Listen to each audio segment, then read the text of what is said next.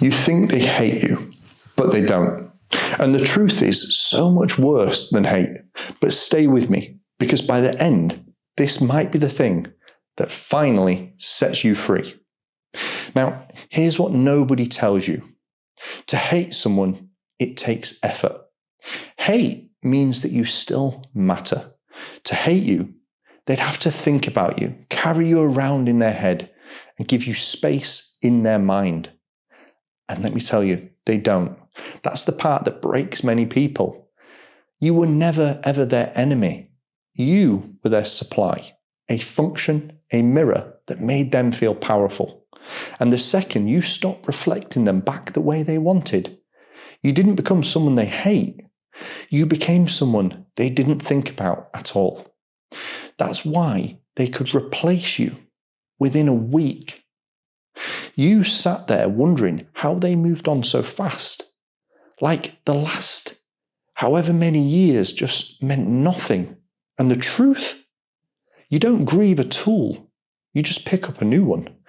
And I know how that lands. It's horrible.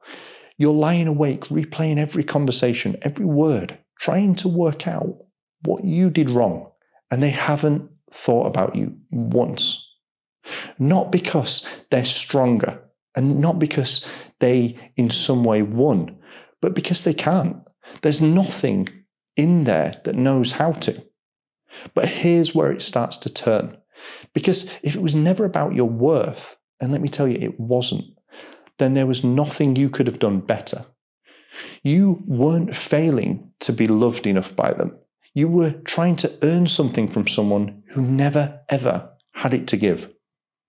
It's a bit like asking a calculator to love you back. And that's the thing you keep punishing yourself for. The caring, the trying, the staying too long because you saw the good in them. That's not weakness. That's the exact thing they will never, ever be able to do. You loved someone who couldn't love you back, and you still did it fully. You're not the broken one in this story.